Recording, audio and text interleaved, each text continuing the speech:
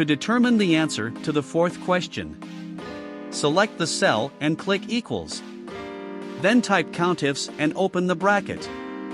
Now in criteria range 1, to fulfill the first condition, select cells from D3 to D11 from the gender column, comma. In criteria, type male inside double inverted comma, comma. Now in criteria range 2, to fulfill the second condition, select cells from E3 to E11 from city column, comma. In criteria, type Miami inside double inverted comma. Lastly in criteria range 3, to fulfill the last condition, select cells from C3 to C11 from H column, comma. And in criteria, type greater than 27 inside double inverted comma, then close the bracket and press enter to see the result.